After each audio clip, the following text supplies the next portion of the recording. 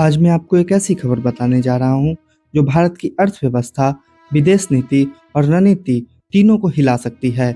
NATO ने भारत, चीन और ब्राजील को एक सीधी धमकी दी है।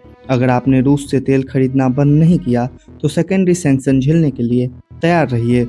और दोस्तों, ये कोई आम चेतावनी नहीं है, ये एक जियोपॉलिटिकल अल्टीमेटम है। क्या है सेकेंडरी सैंक्शन? क्यों भारत के लिए एक नई मुश्किल बन सकता है? और क्या वाकई हमें किसी एक साइड को चुनना पड़ेगा? आइए समझते हैं इस वीडियो में। सबसे पहले बात करते हैं नाटो चीफ मार्क रूट की धमकी की। उन्होंने साफ शब्दों में कहा है, India, China, Brazil could be hit very hard. मतलब अगर रूस से तेल खरीदना नहीं रोका तो अमेरिका और यूरोपीय देश सेकेंडरी सैंक्शन लगाएंगे।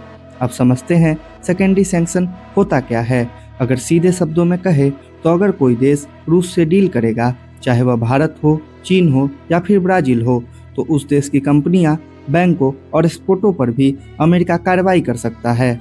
भारत को अमेरिका की टेक्नोलॉजी नहीं मिलेगी, डॉलर ट्रांजैक्शन ब्लॉक हो सकता है, फार्मा टेक्सटाइल सेक्टर का एक्सपोर्ट अटक सकता है, यानी रूस से तेल लेने पर हमें भी सजा मिलेगी। अब सवाल ये उठता है कि आखिर नेटो भारत पर इतना दबाव बना क्यों रहा है। इसका जवाब है रूस यूक्रेन युद्ध। 3 साल से ज्यादा हो गए हैं और रूस अब भी मजबूती से खड़ा है, क्योंकि रूस की अर्थव्यवस्था तेल पे चल रही है। और तेल खरीद कौन रहा है? भारत और चीन। भारत रोजाना करीब 8 लाख बैरल तेल रूस से खरीद रहा है और चीन तो 20 लाख बैरल तक खरीद रहा है। इस पर विदेश मंत्री एस जयशंकर ने यूरोप में जवाब भी दिया था। उन्होंने कहा था, हम दुनिया का उपकार कर रहे हैं, क्योंकि अगर हम रूस से तेल ना खरीदे तो मिडिल ईस्ट का प्रेशर बढ़ेगा और ग्लोबल प्राइस आसमान छू जाएंगे। लेकिन अब वेस्ट की सोच बदल रही है।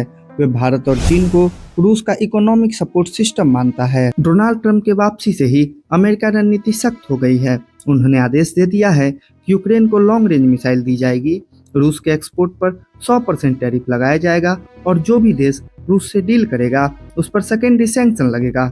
नाटो का कहना है, अगर भारत चीन ने तेल खरीदना बंद किया तो रूस की वार इकोनॉमी टूट जाएगी। इसीलिए अब भारत को एक साइड चुनने को कहा जा रहा है। भारत की अपनी भी दुविधाएं हैं। रूस हमें सस्ता तेल देता है और अगर हम अचानक रूस से तेल खरीदना बंद कर दे तो सप्लाई कहां से आएगा?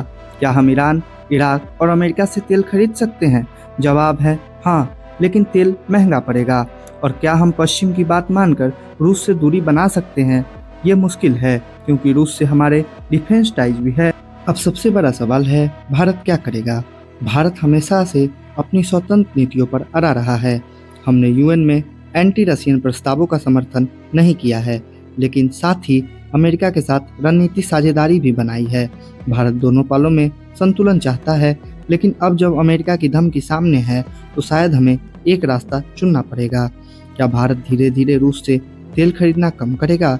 क्या अमेरिका से नई डील होगी या फिर भारत अपने हितों के अनुसार फैसला लेगा? दोस्तों, ये कहानी सिर्फ रूस यूक्रेन युद्ध की नहीं है, ये उस नए विश्व युद्ध की तैयारी है जो हथियारों से नहीं, आर्थिक सजाओं और ऊर्जा पर कंट्रोल के जरिए लड़ी जा रही है।